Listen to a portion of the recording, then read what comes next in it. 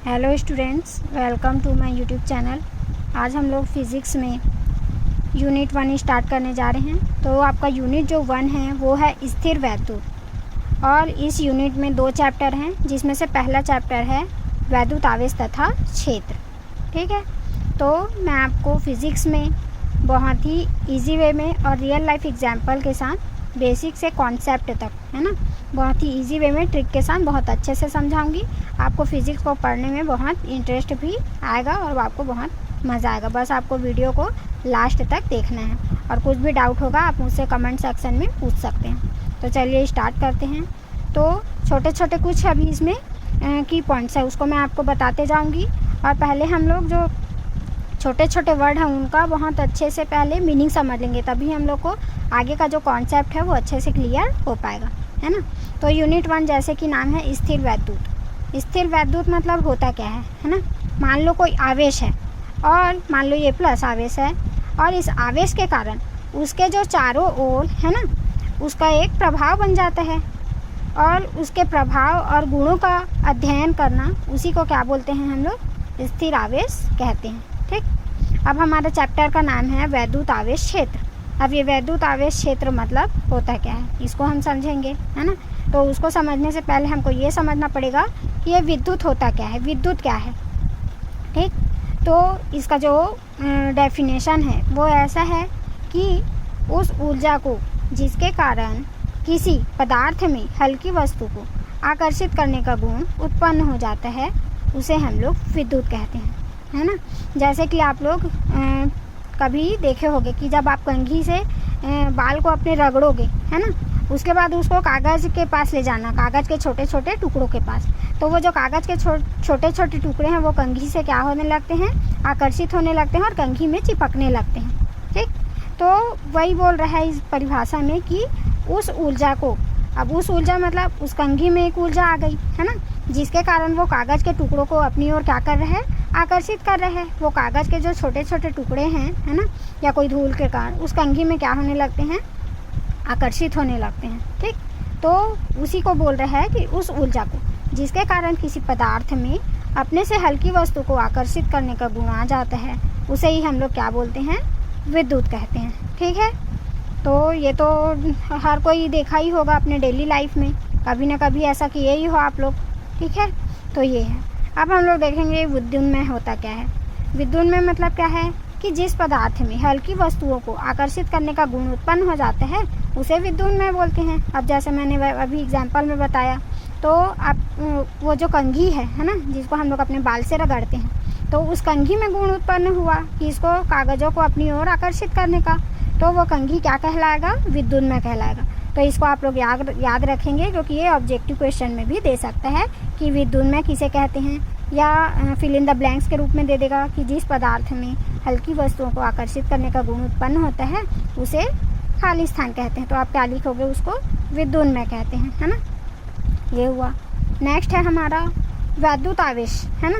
तो वैद्युत आवेश को समझने से पहले हमको आवेश क्या है वो समझना पड़ेगा। ठीक, तो आवेश एक अदिश राशि होती है।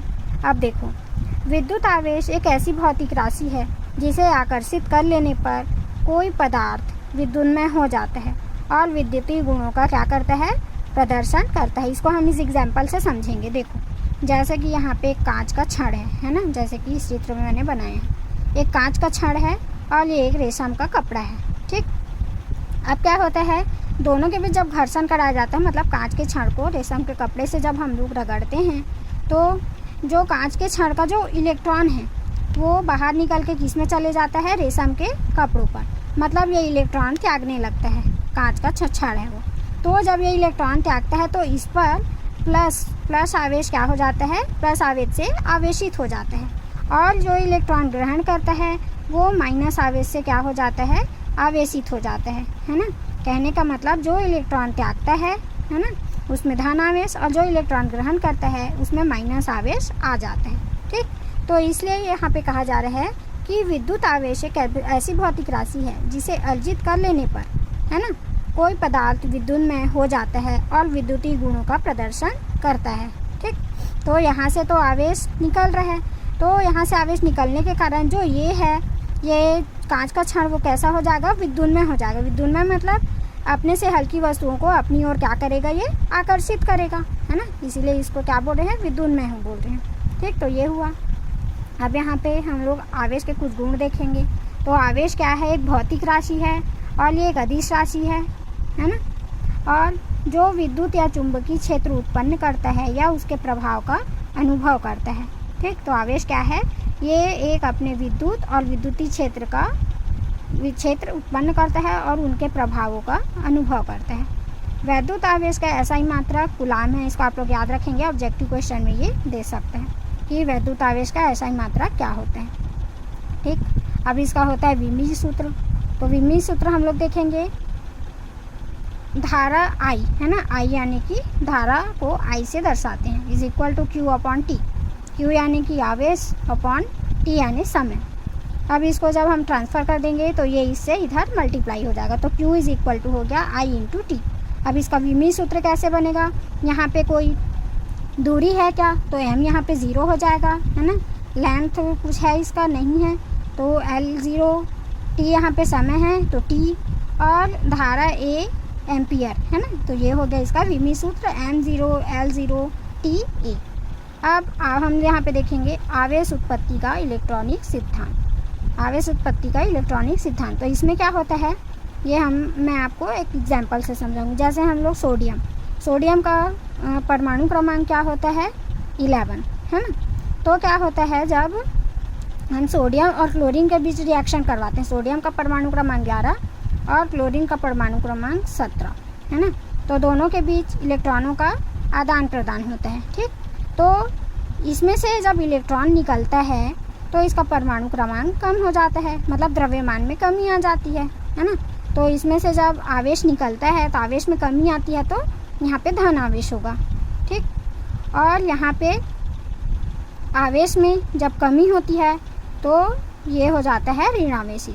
ठीक, और दोनों के आवेश में कमी और अधिकता के कारण इसके द्रव्यमान में भी परिवर्तन हो जाता है। ठीक, तो मैं यहाँ पे ये बताना चाहती हूँ कि जब ये इलेक्ट्रॉन में कमी आती है तो उसमें धन आवेश, और इलेक्ट्रॉन की अधिकता के कारण इसमें ऋण आवेश उत्पन्न हो जाता है। ठीक, कुछ डाउट होगा तो आप कमेंट सेक्शन में बिल्कुल पूछ सकते हैं, और वीडियो को बस ध्यान से देखिए।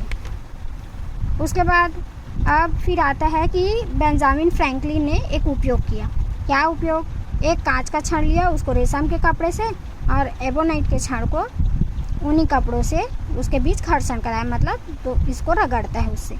तो फिर वो देखते हैं कि कांच के छड़ में धन आवेश और रेशम के कपड़े में ऋण आवेश हुआ। जैसे कि पहले भी मैं आपको एग्जांपल में बता चुकी हूँ कि इससे इलेक्ट्रॉन निकलेगा, है ना, और ये इलेक्ट्रॉन ग्रहण करेगा। तो जो ग्रहण किया उसमें ऋण आवेश, जो इलेक्ट्रॉन त्यागा उसमें धन आवेश। ठीक, लेकिन यहाँ पे क्या हो रहा है, एबोनाइट की छड़ में जो इलेक्ट्रॉन यहाँ पे ग्रहण किया तो इसमें माइनस आवेश, और ये ऊनी कपड़ा इलेक्ट्रॉन को त्यागता है तो इसमें प्लस आवेश। तो इससे ये पता चला कि आवेश के दो प्रकार होते हैं, एक धन आवेश और एक ऋण आवेश, है ना। फिर अब हम लोग इसके कुछ उदाहरण देखेंगे कि घर्षण विद्युत के कुछ उदाहरण डेली लाइफ में भी आप लोग देखे ही होंगे, खेल खेल में, कि जब आप ठंडी के दिनों में स्वेटर को जब अपने शरीर से उतारते हैं तो एकदम चट चट की आवाज़ आती है ना। और जो हमारे बॉडी के जो हेयर्स हैं छोटे छोटे, वो कपड़ों से क्या होने लगते हैं, आकर्षित होने लगते हैं। तो एक एग्जांपल तो ये हुआ जो हम डेली लाइफ में देखे ही हैं कभी ना कभी। और दूसरा एग्जांपल ये हुआ कि जब आप लोग बचपन में खेले होंगे, एक प्लास्टिक की कुर्सी में कोई बैठ जाता था और उसको हम लोग कपड़े से जब झाड़ते थे, फिर जब उसको उस व्यक्ति को टच करते थे उसमें थोड़ा करेंट का अनुभव होता था, है ना। तो ये कुछ डेली लाइफ के उदाहरण है जो हम लोग सब कभी ना कभी देख ही चुके हैं। ठीक है, इसके आगे मैं और कुछ दूसरा टॉपिक जो इससे थोड़ा कठिन होने वाला है, ये तो बेसिक था, तो आई होप कि आप लोग सब समझ ही चुके होंगे। तो आगे हम लोग अब नेक्स्ट वीडियो में देखेंगे। अगर आपको पसंद आया हो तो आप चैनल को सब्सक्राइब कर देना और वीडियो को लाइक कर देना। धन्यवाद।